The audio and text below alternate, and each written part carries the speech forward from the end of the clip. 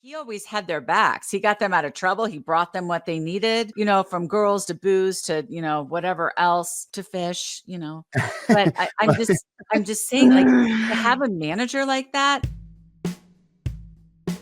Welcome to Rock and Roll Book Club, your favorite place for discussions on books by and about musicians and the music business.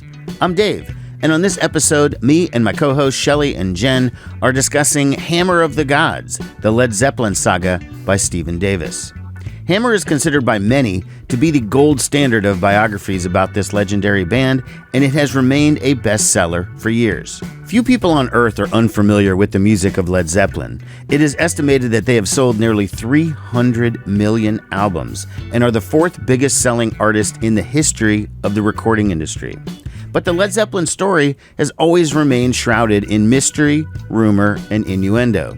Davis, who has also written books about Stevie Nicks, Aerosmith, and Jim Morrison, attempts to get to the truth and to discern fact from fiction in Hammer of the Gods. Did he succeed at getting the real story of Jimmy Page, Robert Plant, John Paul Jones, and John Bonham? Well, that depends on who you talk to. Nearly 40 years after its initial publication, the truth behind many of the stories inside this book are still disputed by rock critics and fans. Perhaps we'll never really know. Content warning: there's plenty of sex, drugs, and rock and roll in Hammer of the Gods, as with most rock books. There may be a pinch more in this one than the average. Obviously, it is not safe for work, and make sure there aren't any young kids around while watching or listening. Thanks, as always, for joining us. Hi, everyone. Welcome to Rock and Roll Book Club. I'm Jen. This is Dave, and this is Shelley. And we come to you every month with a new book on rock and roll. This month, episode 17, Jen. Oh, it's episode 17. We've done 17. Awesome. I love it. Mm-hmm. Okay. For this month, I chose Hammer of the Gods, the Led Zeppelin Saga by Stephen Davis. I'm going to kick off, as we usually do, with a history lesson from Dave.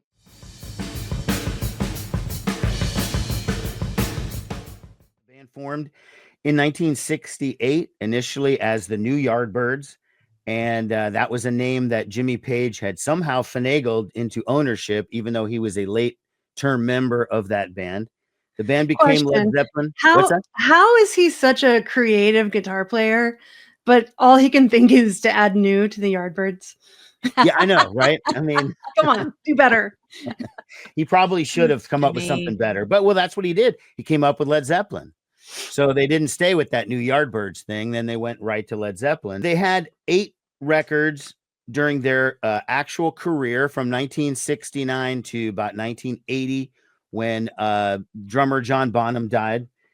They have either sold somewhere between 200 to 300 million albums worldwide. They are the 4th biggest selling recording artist ever. Okay. They are one of only 4 artists to have 4 or more diamond albums. Diamond is platinum times 10. Damn. The band ended in 1980 when John Bonham, the drummer, died. And they have gotten back together in a couple of occasions, but never in a serious way. Like they did Live Aid. They did the Atlantic Records 40th anniversary. They did some shows later on with Jason Bonham. But they have resisted calls to actually reform and do stuff. On a personal note, I never saw Led Zeppelin because that was before I was a child. But I did see Page Plant with which they did a tour together, Jimmy Page and Robert Plant, in probably like 95 or 96 or so. And I did see that and it was amazing. Yes. Dave, did you go to the there was the Robert Plant. Robert Plant played here at the Civic Auditorium like 87, 88. I did and not. He was touring for the Big Log. I was there. It was phenomenal. It was really awesome. Because these guys are freaking rock stars. He was just in Lincoln like a year and a half ago with Alison Krauss. Yeah, that's and I didn't go to that. I wanted to, but it was just like I didn't make it. But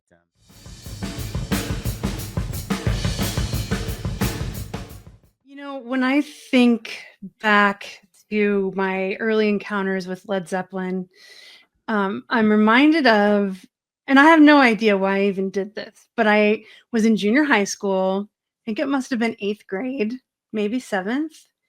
And my parents let me have a little party in the basement of our house with boys.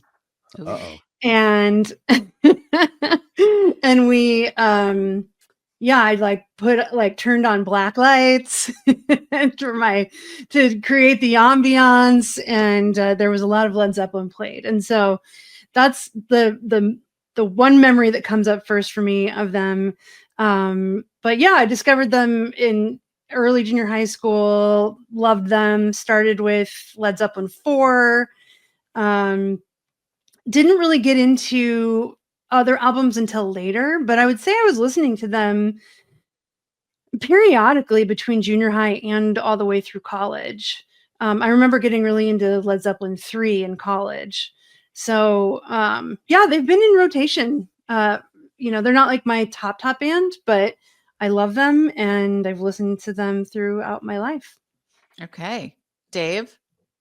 Well, here we go. That's my copy of the first record. I love Led Zeppelin. Every good Midwestern hard rock, heavy metal kid growing up in the 80s or in the 70s and whatever, pretty much since then, becomes a Led Zeppelin fan. I remember my babysitter when I was a little kid playing Stairway to Heaven for me, when she was babysitting or something. And so that was kind of a first exposure to Zeppelin. And then later on, I mean, they were a fixture on the radio.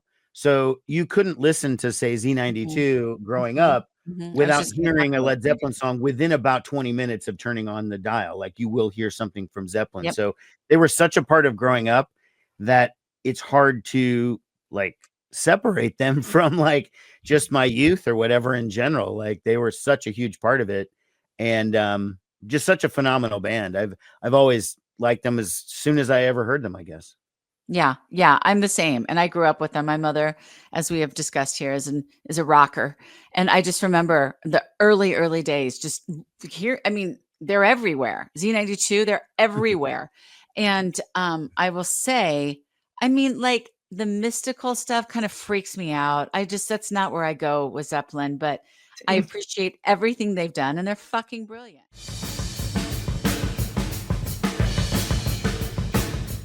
This book, we haven't really gone this direction before. This was not authorized by the band.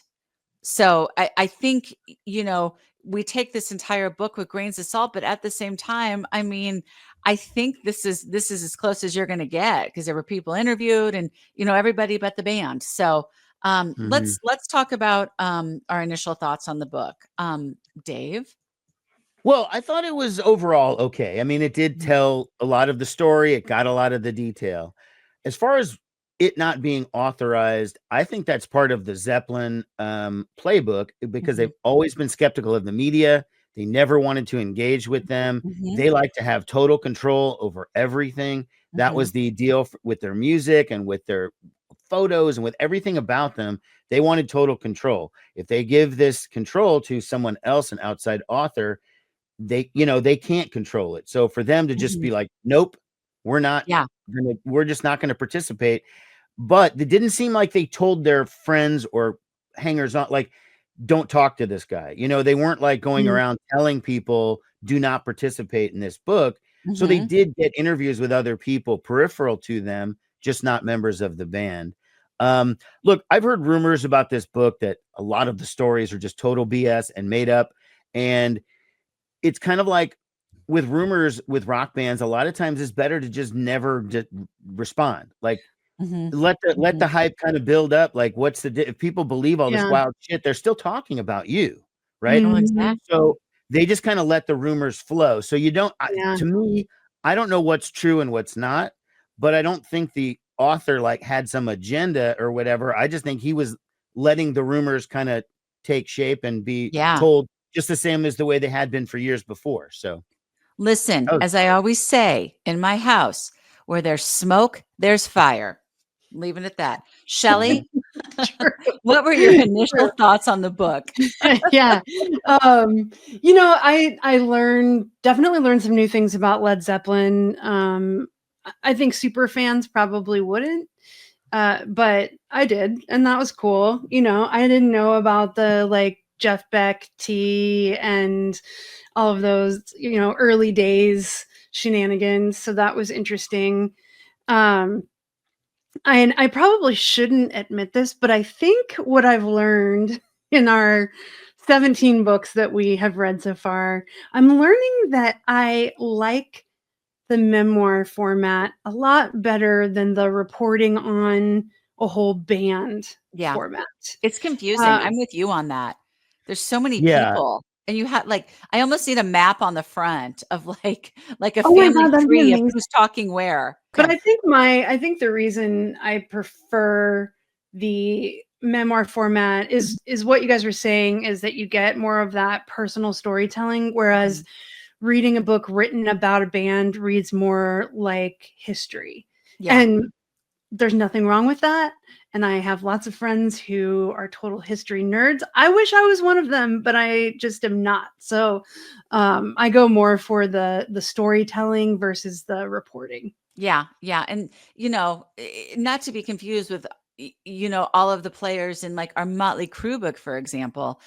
I mean, that was easier for me to follow and understand than this book. There were so many people. They also participated. They were actual co-writers with some guy from Rolling Stone or whatever. So it felt like you were getting the best of both worlds. You were getting the whole band story, but you were also getting their personal anecdotes, their personal feel, their vibe, whatever. And, we referenced how terrible Vince Neil is in every single episode, and we can do that again here. He was horrible, and he definitely displayed that during his time to shine in that book. So that format was brilliant, honestly. Like really when you look at it, that is a brilliant format.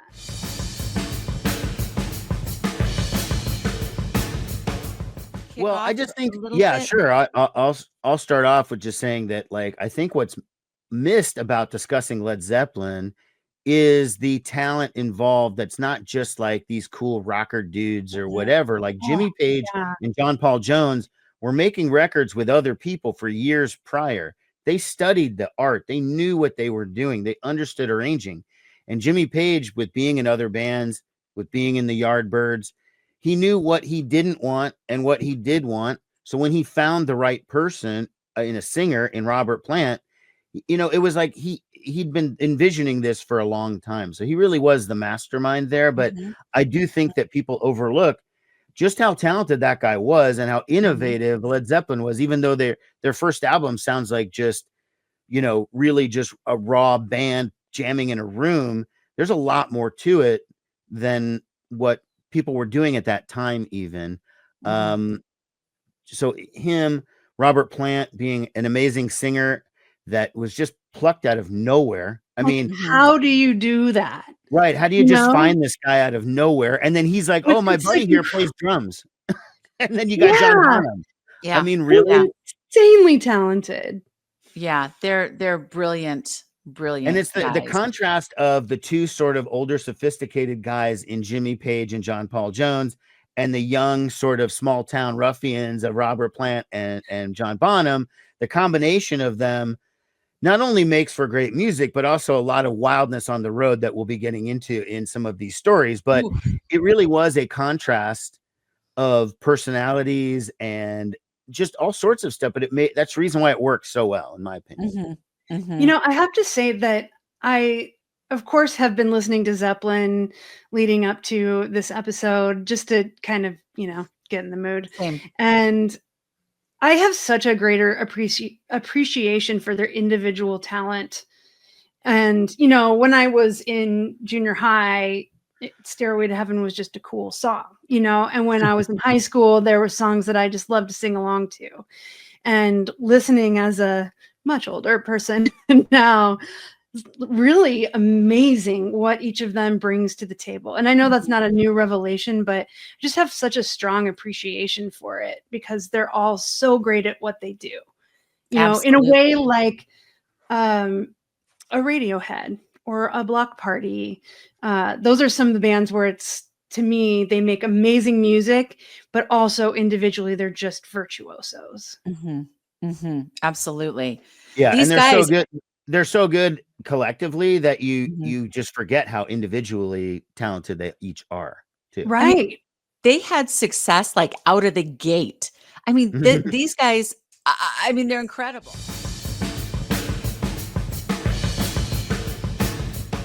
This is all you, Dave. Yeah, he's one of the most significant people in the music business, not just because he's a 6'5", 300-pound, super intimidating, scary guy who was very violent with people, and that's how he got his way a lot of times, but also because he fought like hell to get certain deals and broke industry standards of the time. I mean, he took a band that was completely unknown and he got like maybe the best recording contract in the history of music. Also, he broke the way concerts were done, whereas it used to be a 50-50 split of the gate between the artist and the promoter. He came in and said, we're doing 90% us, 10% you. And they just had to accept it. And he just bulldozed people into accepting things. And if they didn't, then Zeppelin won't do it. Fine, we're just done. And then they all came back to him. Good. Yeah. That takes some serious balls.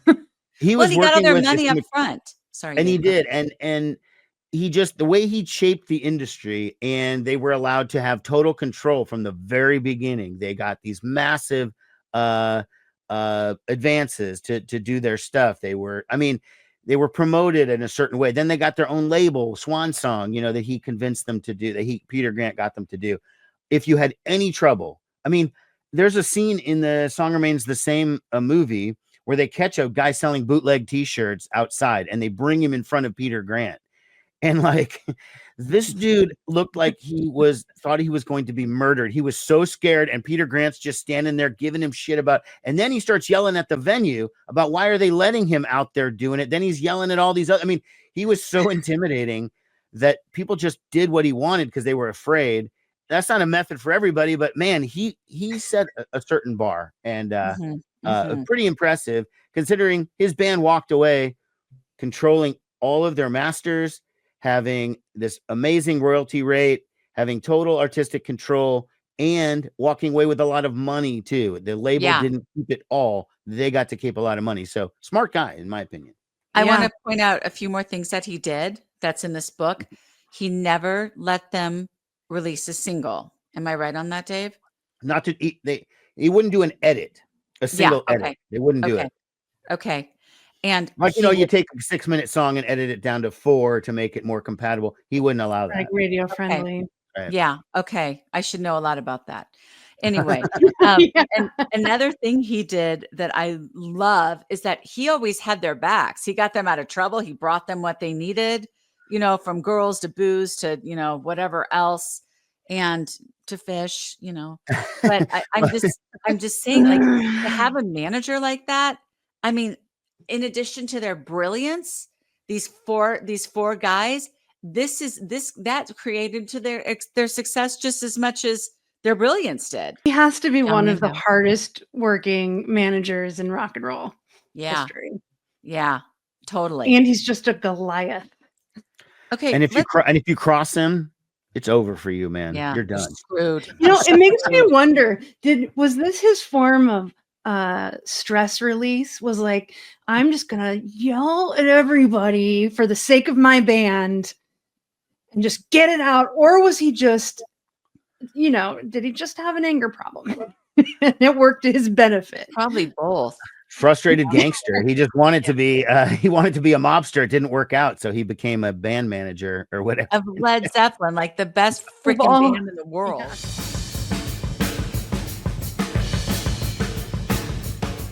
Let's get into the wild side. And as I wrote in the show notes, how much time do we have? I mean, these guys freaking, they rival. They were, I don't want to say cleaner, but they were more organized in their partying than the Crew, I think.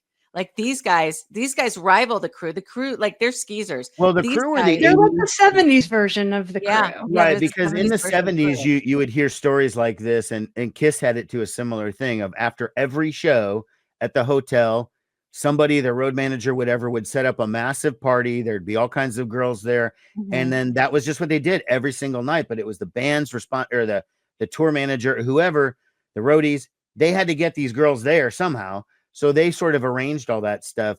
Yeah, Zeppelin was wild. Their stuff is a little more extreme. I mean, I think with Mhm. Kiss, it's like they just wanted to meet a girl that was interested, and they'd go back and maybe have sex or whatever, or probably not even as much as they hype it up to be. These Well, guys, their shit was crazy. I mean, some of their stories. What I find odd about the wildness of Zeppelin is it really was just the first like 4 years or so in well, their very Yeah. early tours. Then it was like not really like that afterward. I mean, after the Wait, say 73, they had mellowed out quite a bit. can well, you rock had stars grow up? these Is guys that sure a did. thing? Well, you have like John Paul Jones, who's, he's mentioned maybe in one of the parties or a couple of the parties. He had a wife Yeah, and family. He's a family guy. He wants to be home. Freaking Bonham, 20 Oh, oh, 20 white 20 white Russians. oh my This god. guy was fucking nuts. But he wasn't really as much into the women. He was married. I mean, I think he was, I think he honored his marriage a little bit more than Robert Plant sure did. yeah, That's for Oh sure. yeah, boy, and Jimmy. absolutely. I mean, Well, Robert Jimmy Plant, Page was married I for think a he lot of was. those shenanigans too, right? He was too Well, he had a old. lot of serious girlfriends. I mean, he would always say like this was his girlfriend in England, and then there was the girls that he had when he was in Stateside. America, his Mhm. Yeah. side girls. So whether he was actually married, I couldn't tell you for sure. Plant definitely was, and he was messing around with his wife's sister. He had a baby with his wife's sister. Oh, I didn't even grab that Yeah, detail. they had a Holy baby smokes, together. that's Yeah, crazy. and I That's And then think crazy. they stayed married, right?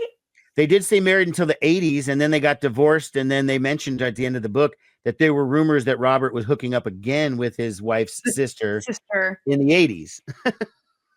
it sounds like he's single now, though. I mean, I couldn't find any information, about him being with a person. He lived with Patty Griffith for a while, but I I don't. know he was dating what's that woman? Black Velvet? Oh, Alana Alana Miles. Alana Miles, yeah, Miles, yeah. He huh? was dating her Lucky for a while in her. the 80s. Yeah, I don't know, but I mean, as far as the wildness goes, yeah, they had some of the craziest groupie stories, and the shark story and some of these others. Just basically, yeah, they had no respect for these women whatsoever. And no, they and and Well, neither did although, society at the time either. So well, that is a fair point. But the fact that they would have girls as young as like 14 camping out outside of their hotel's door, like, where are these kids' parents? well, that seriously. brings me to my next point. Let's talk about, oh my God, the king skis, Jimmy Page, who loved 14-year-old girls. That He is did have that a is 14-year-old girlfriend for quite a while. I mean, until yeah, she Yeah. turned 15, yeah. and then he was his 15-year-old girlfriend. It's hard to like, it seems so incredibly wrong and so creepy, and there's really no way that you could sort of justify a man in his 30s dating a girl who is 14. And Mhm. even though you say, well, it was different times and yada yada yada, and they even checked in with Lori Maddox in the like 10 years afterwards, Yeah, and she's yeah, like, oh, I love Jimmy, he's the love of my life. Now she's in her Yeah. 20s, We were and she's like, oh, I so love unlucky. Jimmy, he Yeah. was and even though he treated her like like She crap, she like can finally really vote. badly. yeah, yeah. I He'd always Well, go and her fetch her parents though. knew about it. Like, he's just like, "Hey, doing your daughter. What are you gonna do?" And they're like, "Okay." It just, oh my God, just the debauchery, and John Bonham and his death wish. And I just don't, I can't believe these guys were as successful as they were with as much partying as they did. Honestly, It's pretty I crazy that they it's survived. nuts. I mean, they didn't survive. Okay, it's never mind. I say it's pretty Yeah, crazy they survived. They didn't. I mean, yeah. John Bonham died Yeah. from partying too hard, and they put him to bed one night and he never woke up. Yeah. So they didn't Uh, survive, I guess, is why I was and he was in his 30s, and he was like a Yeah. family it was like guy. 31 when he died. Well, how come Peter Grant never sent anyone to rehab? I'm just curious. He didn't want the band to pause. Rehabs for quitters. That's not what Led Zeppelin does. I He have just to say, I thought that since they called John Bonham the Beast, I thought he must be a more intimidating figure than I had in my head. And so I had to Google how tall is John Bonham. Anybody want to guess? he's not tall. 5'8". He's 5'10", which is not short, but it is not like Beast level. It's not Peter Grant. Like Peter Grant could be called the Beast, and I'd be like, yes, that's fitting. Well, Peter Grant just But looks scary. I think Bonham's scariness was his behavior. Like when he drank, then he was like, oh shit, get out of this guy's way. Yeah, I mean, he turned into a beast when he drank and became destructive and wild. So to be called the Beast, not because of your physical presence, but because of your alcoholism, that's rough. That's 20 white Russians. And all made it once. He's like, I'm not worried about the ice melting. I'm going to nail these motherfuckers. They talked about he did 10, right? He just did boom, doom, doom, doom. He did 10 at first and then stopped. Pause for a minute. It's like, what? How are you even standing after 10? What's in a white Russian? It's like milk, isn't it? It's like half and half vodka, Kahlua, I think. I don't know. Well, whatever. The night he died, it was from he was doing double vodkas until he did like 15 double vodkas or something that night. They talked about he was just out of control. I don't know how you function that long. I mean, and they even said in the book, like as big a drinker as he was, as big a part, he didn't bring that on stage. Like he never fucked up on stage. Yeah, none of them did. Nobody ever fucked up on stage. There was some stories in when Jimmy Page went back on the road. Remember they reunited in the 80s for something. I always thought Jimmy Page was sloppy on stage. Like he's a genius in the studio, but if you watch, the song remains the same. And the author kind of hinted that they really weren't the greatest performances because it was at the very end of the tour and they were all super tired. But it really wasn't that great a performance. I mean, the movie's awesome. And when I was in high school, I thought it was the coolest thing ever. But looking at it with, reflecting back, it's like, yeah, the performance was kind of weak. The silly little fantasy montages in between are also kind of dumb. But Jimmy was the one who was off. Yeah, Robert Plant sounded fine. John Paul Jones plays perfectly every time, and Bonzo plays perfectly every time. It was Jimmy that was kind of off in those things. Now, now heroin. Let's talk about heroin with these guys. Yeah, because what's interesting to me was Jimmy Page was, for the most part, sober for the first couple of years of Zeppelin. He got into drugs later on, and then became a junkie, whereas the other guys were dabblers and they're drinkers. I mean, they drank a shit ton, but Jimmy was the one who got hardcore into drugs. And I always found it fascinating that the early days he was pretty much sober. He got into the heroin in the mid 70s and then kind of took over after that. And did I black out, or did they not address how he got off of heroin? I mean, it's so casually mentioned. I mean, can one dabble in heroin? And if you do more than dabble, I mean, that's going to be a bitch to get off of it. Yeah, I think the only reference that I remember was when Jimmy was doing an interview after Led Zeppelin, and it was maybe around the time of The Firm or something, and he talked about how he stopped taking drugs or whatever. I mean, he wasn't super specific about it, but I think that was the only real reference to it. And I would love to know what the story is there. Yeah, because you don't casually get off heroin. I mean, that's like very, very different from what I hear. I don't know firsthand. From what I hear, it is very difficult. Withdrawal that is went to rehab. A motherfucker. Look, he may have gone to rehab or some type of version of that in the early 80s, whatever they did. Sometimes they just would go and relax somewhere. I mean, he would always go off to Spain or Ibiza or wherever the fuck, he's going somewhere just to dry out or whatever. I mean, I don't know. But they didn't address it that much specifically, but yeah, he was a pretty hardcore junkie. And they talked about those last shows in 1980 and how he was so frail and thin and he could barely move. And, they were just like, and I've seen some of that footage, their final shows in Nebworth in England. Jimmy's not looking that good. Like, I'm surprised he's still here today in 2025. Shocked, actually. Especially because he was the oldest of the guys. He's made of the same stock as Sly Stone.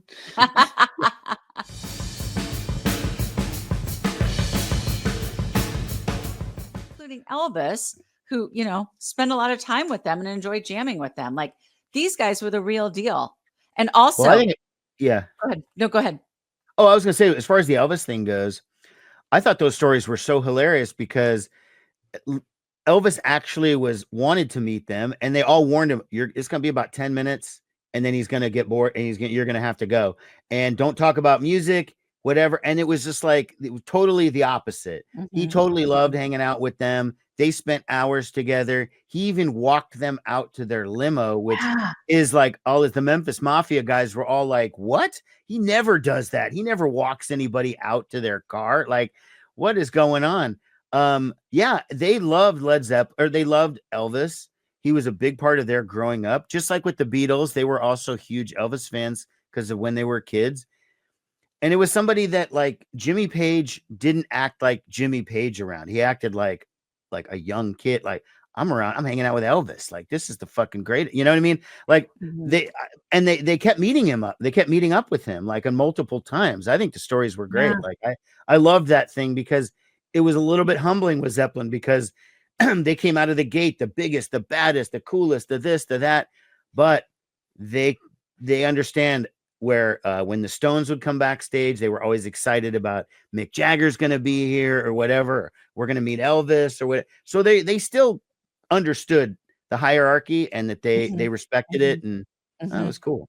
Well, and I Absolutely. think they both Elvis and Led Zeppelin, the roots of their music start with, old school blues like Robert Johnson. And I think that that was a huge connection between them.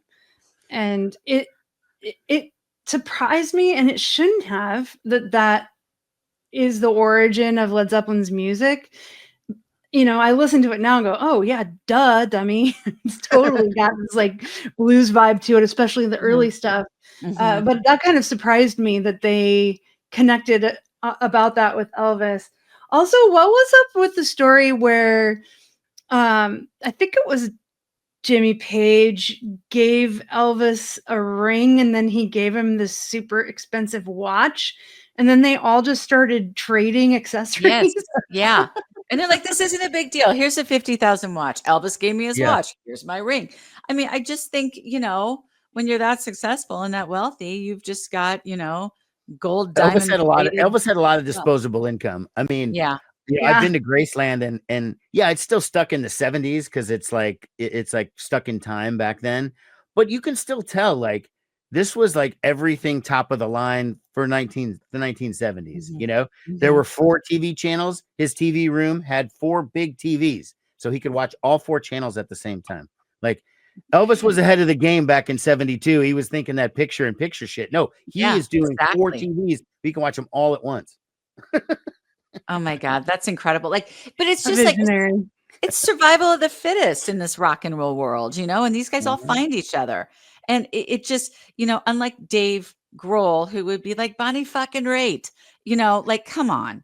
Like, No, come on. because when you're at that level, and I think Elvis understood that Led Zeppelin is at that level, the Stones, the Beatles, the whatever. You're in such rare air that like you can only relate to other people that are in your same sort of circumstance. And I think maybe that's Exactly. why Elvis kind of connected with them.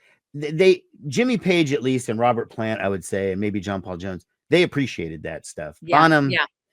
after his 20 White Russians, you don't know what he's gonna do. I mean, I after don't that think point. Bonham really appreciated anything but booze, but that's Pretty okay. much. I mean, he I was very, very into partying and playing darts and pool and all this kind of stuff. You're right. He wasn't as much of a womanizer as, say, Robert Plant was and Jimmy Page. He was a married guy, and so he partake in that a little bit less. Well, Mhm. let's be Um, honest, after 20 White Russians, is he really gonna have anything to do with the ladies? Nothing's right? gonna work. No, and they'll Not probably when he puke on passes him. out and pisses his pants Right. like he did on that plane flight, where his assistant back in coach, he starts yelling for his after he peed himself. Then he starts screaming for his assistant who comes up from coach. Of course, had a spare pair of pants, gives him the pants, and then Bonham made his assistant sit in his pee seat, and then Bonham went in the back and sat in the guy's dry seat. I mean, Ugh, that's ugh, just insane. ugh. Oh God, that's just so gross. These guys, I And, mean, and they probably didn't go into the detail about how he had to help Bonham get out of those pants, I'm sure. And what does he do with these piss pants? Is he's taking? I mean, was he putting them back in the bag, or what is he doing? like just that kind of level of like, this guy can't handle doing anything alone. I have to be with this guy 24/7. Bonham could have at least paid for him to have a first class seat. I mean, kept the guy in the back while he's rode up in the front. Come on. Yeah, I'm with you And on where that. did he change those pants? Was it in his seat? Was it in the tiny, tiny bathroom and he's wasted? I mean, either way, it's going to get ugly. Exactly. How does a guy that big fit in there with another guy helping him with his pants? I don't know. I don't know.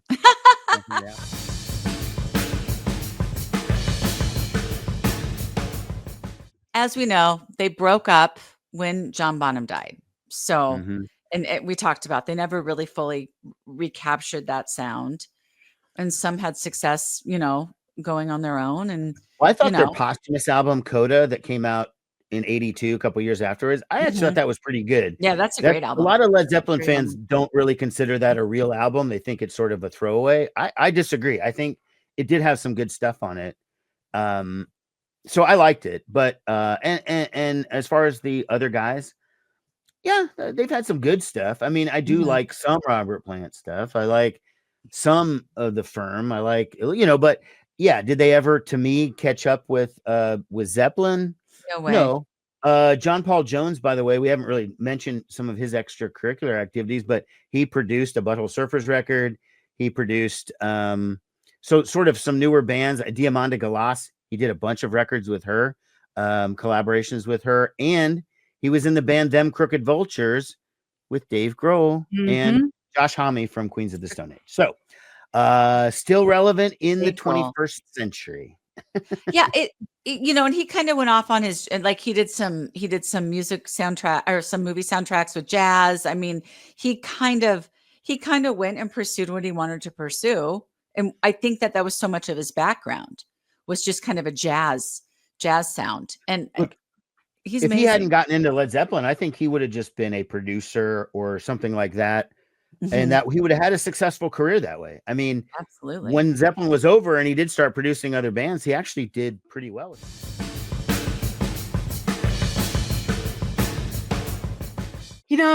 I just have something to say to our younger viewers, if they exist. And that is that if you're really trying to just make a move on that person you have a crush on, get out the blacklight, put on Stairway to Heaven, put pillows on your floor, and suggest that you listen to it together. And let me tell you, if they take a seat on that floor, on that pillow with you, in that purple light, with that music on, by the end of that 12 minutes, you will have gotten what you wanted. Exactly. This is, of course, just innocent making out. Sure. I'm not. Listen, if you get that in 12 minutes, then you should just move on, maybe. Yeah, but the one thing I would like to ask our younger viewers, if they exist, is okay. So yeah, "Stairway to Heaven" was the makeout song for my generation in junior high school. What is it now? Like, if you are 25, no, I'm sorry, if you're 14 right now, what is the classic rock makeout song? Well, I'm just going to do a little note here, Shelley. At the age of 14, we don't want anybody making out. Pull out a Beatles song every now and then. The school song, I think I sent it to you guys, was like Bill Withers' "Lovely Day." I mean, listen, show choir was all disco. So I think the 70s are still delivering. Absolutely. Yeah. But I think everything that we found our way to with the good songs, like in the 70s and 80s, depending on wherever we were in that age group, they're finding what is good. I mean, I hear really good songs come out. I hear good songs playing on their not only that, they're outside laying out. Kids are still listening to Zeppelin. They just had a movie a couple months before we taped this. IMAX, the story of Led Zeppelin. I didn't see the movie, but I heard it focused really on the first two records, like the beginning and then through the first two albums. But so they're still very, very relevant to people. And I'm sure it wasn't just a bunch of old people going to that movie. Zeppelin is so relevant. Especially since that's a great place to make out as a movie theater. Totally. Yeah. Shelley. But you know, Okay. I am glad that Led Zeppelin has resisted the temptation to reform and go out and do, because they're too old and they would ruin their reputation. And I am glad that Robert Plant said firmly, no, not interested. Don't want to do it. Yep. And Yep. it took the other guys a little while to accept that, but then ultimately they did. And I have nothing but respect for Robert Plant for being like, they're throwing probably tens of millions of dollars at him to do it. And he still was like, no, I don't want to. I really got a sense by the end of the book that, yeah, Robert Plant was fine with letting sleeping dogs lie, and Jimmy Page was always sort of chasing the tail of Led Zeppelin. Did you guys feel that way? Yeah. Well, I think he was the guy who was most responsible for the Zeppelin, Yeah. the music, for the sound. And then when the band was over, he wasn't, you know, like his things, his solo music, the Firm, Page covered it. It didn't do as well as like Robert Plant solo. So he might have been a little bit sort of upset that he wasn't thought of as, you know, his stuff didn't do as well. And yet Robert Plant's did. Yep. He did seem like he would get annoyed when people would ask him about Robert Plant. And it's like, okay, I mean, you know, you created this guy. There was no Robert Plant before you. Like, he was just some hillbilly out in rural England. And then you discovered him at some Renaissance fair or something stupid like that, and then brought him into the fold. So, you know, I don't know. But to that I say, okay, Vicky and Susanna. Yeah, exactly. Get over it.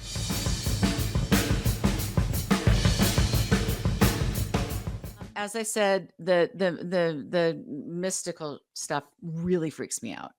My 3 favorite songs away from the creepy stuff are All of My Love, that was about Robert Plant's son who died at a young age. Oh Jimmy my doesn't God. like that song. And he didn't go to the funeral. Robert Plant's son died, I think when he was 5 or so. He had a stomach virus, right?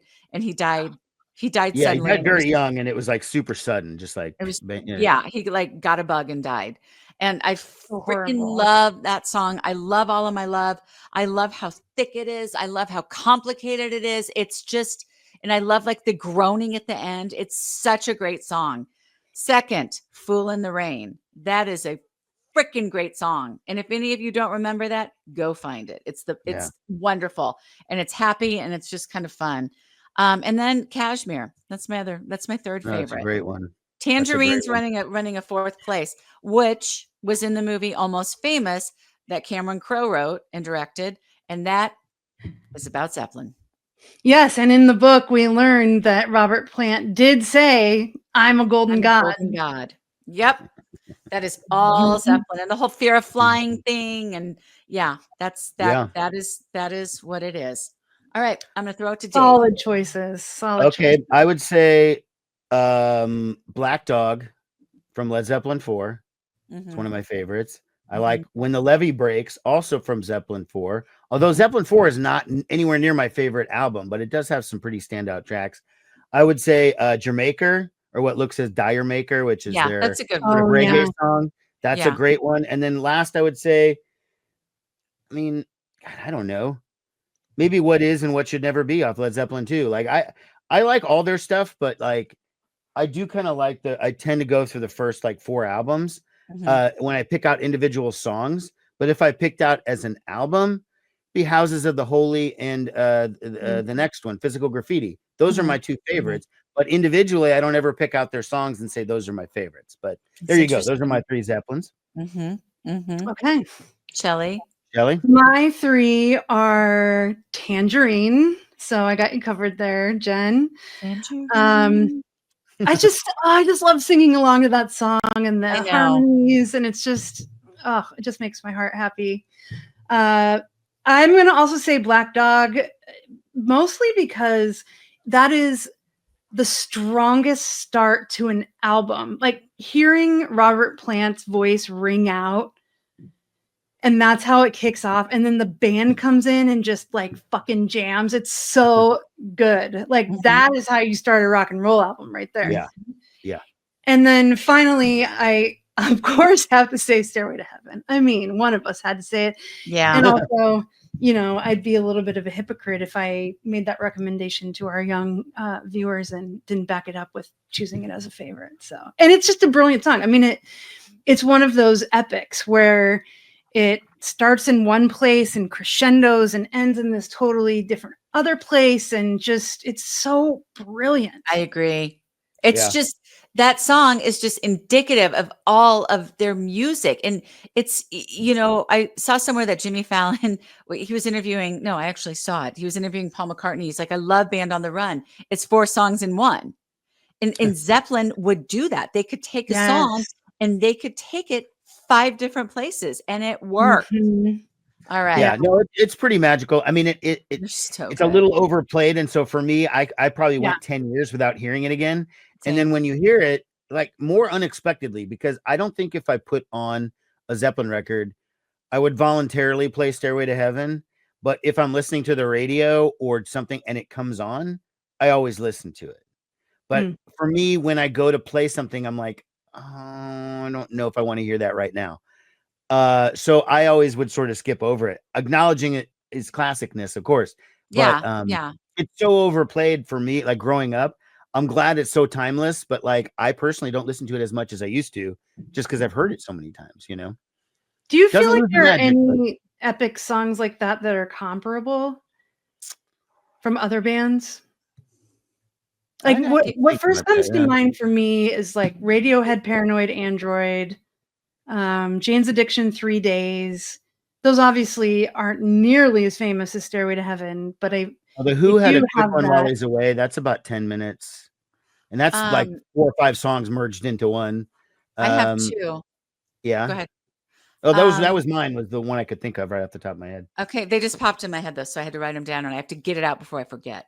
Springsteen, Kitty's Back. He's kind of a master of that. That's a 14-minute song. It's freaking amazing. Kitty's Back by Bruce Springsteen.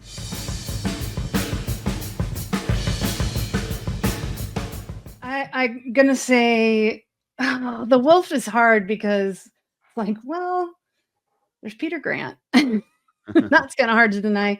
But I'm gonna go with Jimmy Page and his love of almost pre-pubescent girls. That's pretty wolfish.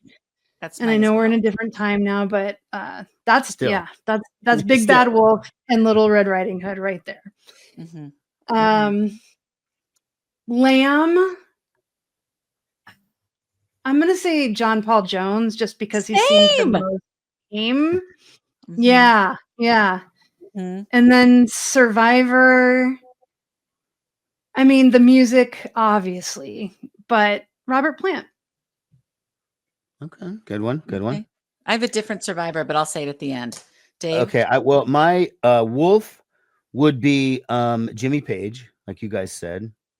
My lamb would be, I don't know. I could have gone John Paul Jones, but I also could have gone Danny Goldberg, who their long-suffering press agent, who did a lot for them and then ultimately was unceremoniously fired by Peter Grant, or maybe he quit and Peter Grant sort of pushed him out, whatever. But he did a lot of work for them and seemed to have been kind of unappreciated and took a lot of crap. And then the ultimate survivor for me is maybe John Paul Jones, even more so than Robert Plant, because he did develop this whole world as a producer and arranger and soundtrack guy and all this kind of stuff. And you almost are like forgetting that he even did. I mean, Zeppelin was like the first half of his life, and then the second half of his life, I don't feel like people are constantly asking him about Zeppelin the same way they do Jimmy Page and Robert Plant. So I'd consider him a survivor. Can I add a lamb answer to mine? Okay. And that is John Bonham Sober. Because he seemed like he was like a great guy and like fun and everything, just as long as he hadn't, had barrels of White Russians. Yeah. I really think without alcohol, he was the lamb. Yeah. And they all said that too. Like he's great. Yeah, everybody loved him until he got drunk. And then it was like, I'm going to get out of this guy's way. Yeah. Watch out. Exactly. Okay. I want to pick you up and throw you. We don't know. I want to talk about my survivor because it comes with a whole caveat here. So we were talking. Okay. my survivor is the song Stairway to Heaven. And I'm going to tell you why. Kennedy Center Honors, which now will be inducting the likes of, Kid Rock and Carrie Underwood. But with that aside, when they were inducted into the Kennedy Center, did you guys see this? You have to Google it. Yeah, didn't Hart do Stairway? Yes. Anna Nancy Wilson. Hart did Stairway to Heaven. Jason Bonham played on guitar. I'm sorry, on drums. Hello. Jason Bonham played on drums. And literally as they start getting to like the chorus, and we wind on down the road. Sorry, I'll never sing again, I promise. The whole stage opens and it is literally a chorus, just a whole choir. Oh. It is. And like all three of the guys were just like, Robert Plant had tears, their expressions. So in addition to the song, Ann Wilson, she killed it. It is like, if you want to get goosebumps, if you want to see like this, Zeppelin came full circle. They didn't need to, but it's absolutely incredible. So the Kennedy Center Honors, Google Led Zeppelin's introduction. It was absolutely incredible. So that it gives me goosebumps just hearing you talk about that. It's in like those performances. It was good. I've seen it. Yeah, it will take your breath away. There's a lot of them. Like I think like you know what? Hart does a lot of Zeppelin songs in their repertoire. They've done a lot like of them. Robert Plant. Right. It's amazing because they've kind of kept it going because Robert Plant doesn't play Zeppelin at his shows. Jimmy Page doesn't really perform. So the only one keeping that stuff out there and a lot. There's Jason Bonham's Led Zeppelin Experience, which apparently plays clubs in Iowa. And then there's Hart. And she's really keeping it going, They do rock and roll all the time. They cover rock and roll all the time. I think they did Over the Hills and Far Away, and they've done a couple other songs too. Sure. In their live set, Yeah, absolutely. And you know who else always does rock and roll is, I think he's done playing his residence, but Billy Joel, say what you will, at MSG at Madison Square Garden. He always ends with rock and roll. It's so, or he might start with it. I don't remember, but it's just kind of crazy to me how these songs, people just, a little weird. Yeah, I know, but it kind of works a little bit. And I think if you've had some beer at Madison Square Garden, it works even better. I saw it, but I don't love rock and roll. It's not one of my favorite songs of theirs, but as always, I respect it.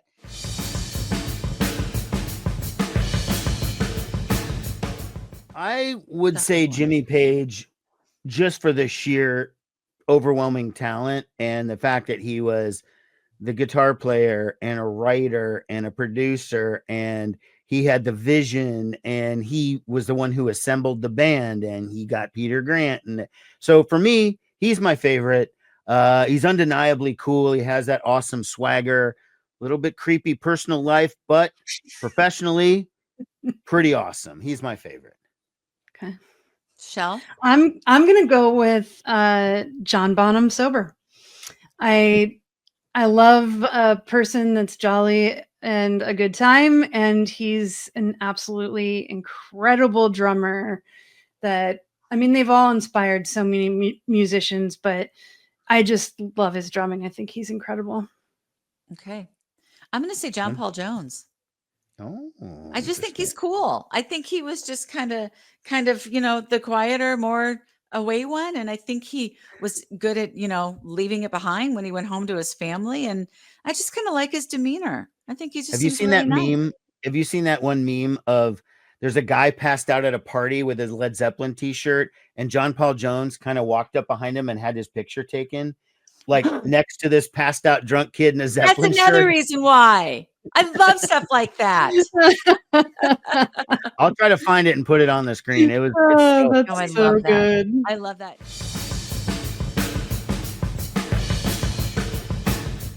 Guys, I think overall, like this book, it's worth reading. I thought it's a little thick at times.